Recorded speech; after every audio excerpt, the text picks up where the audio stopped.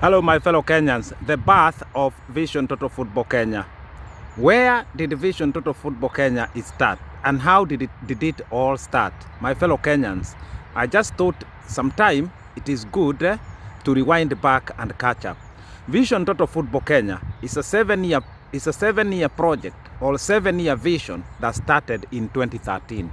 And how it came about is that it's as a result of the troubles and problems that were bedeviling Kenyan football in 2013, and they are still there now, and they were there before 2013.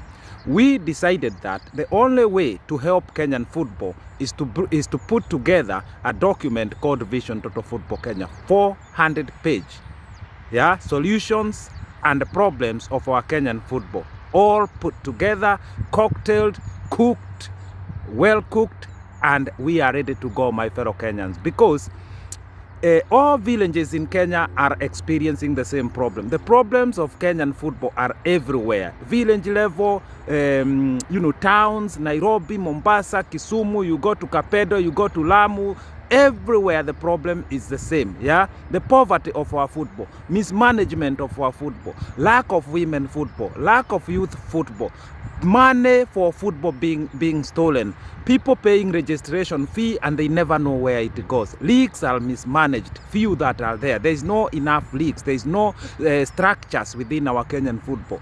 The national federation is full of problems, self-interest and corruption. That is for a fact. So when we saw that situation, we decided that there was no need of fixing one point at a time. It is better to have a holistic approach so that we can change everything. We can change the landscape and the monkey can start finding the forest slippery. That was the only way out, and that's why we decided to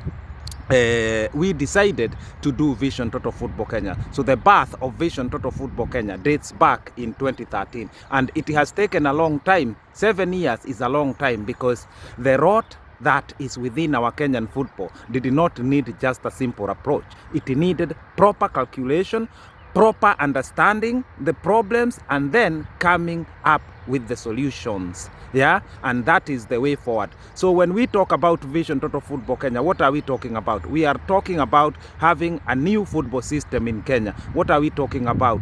A new beginning, ushering in a new era for football, bringing integrity, eradicating corruption, having a good football youth system, having a good women football system, having a good elite football system, having a good leagues across the country, improving the quality, bringing the beauty to our football, bringing the fans back into the stadium, developing people-centered football, because this is key word. The reason why our football look a whole mess is because it is not geared toward what the people need, what the people of Kenya need. People of Kenya need people-centered football. When you see football like in Europe developing, it's because they understand at the heart of football are the communities and the people. That is what grows football. Football is a national game. To develop the football economy in Kenya, we need people-centered football. To have enough volunteers working in Kenyan football, it must be people-centered football. To have players making it, coaches making it, referees making it, football managers making it, football administrators making it in Kenya, we must have people-centered football. This self-interest kind of football run by a few individuals, it is a tragedy for Kenya. Right now, I even know that a new association for coaches is being formed in Kenya, still geared on personal interest. Because we already have an existing coaches association in Kenya since 1972. If there is a problem with that association, why can it be sorted out, amended, or whatever is the problem sorted? Problems will always come there, but they need to be fixed. But behind this having two coaches association in Kenya is as a result of personal interest, especially the new one that's coming up. I know that I know that the Kenya Coaches Association has Kefoka has been sidelined for so many years by the football regimes in Kenya, which is wrong, because coaches are, I'm very passionate about coaches. Yeah, I'm a coach, but I'm passionate about the entire football. But when it comes to coaches, that's my entry level into football, and I believe in coaches coming together, sorting the issues together, having a network of coaches who can work together and do things together. That's the only way. But this way that coaches don't vote for the football president, a new body of coaches has to be formed that will now vote for the president. But that new body will consist of so many yes men. This is the idea I talked about the other day before about the yes men. Why does the football president feel that he must drag the coaches with him? He must drag referees with him. He must drag everybody with him. It is important to have independent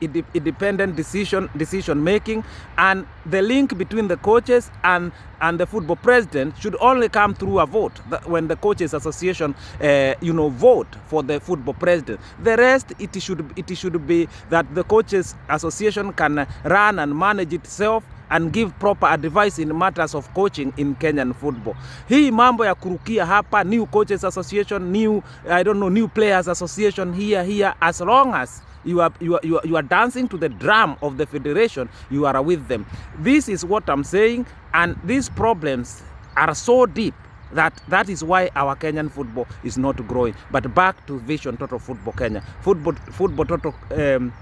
Total Football Kenya, it is a 7-year vision and a project that is now complete.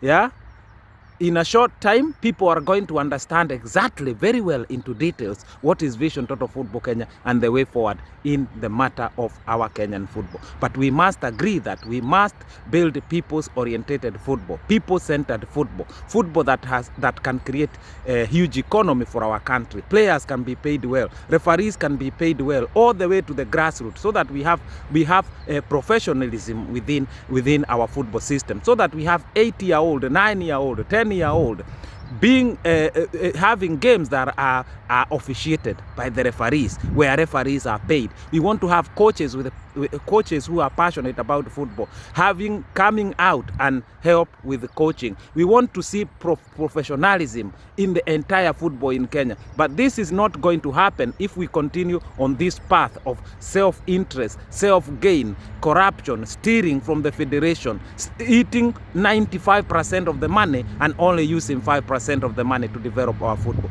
This will continue to happen so long as we don't usher in people-centered football. My fellow Kenyans, have a very good Easter weekend, and today is our 16th day of quarantine in UK. My fellow Kenyans, we need our quarantine time is 3 weeks, so we are on the 16th day. We have another 5 days to go to make it 21 days. But I think after that, I think a few more days might be added. I think we need it. My fellow Kenyans, I wish you a very good Easter, and take care. Follow the rules of quarantine. It is important we take care of ourselves. Life will be after Corona, as life has been before Corona. I live in peace. I'm gone.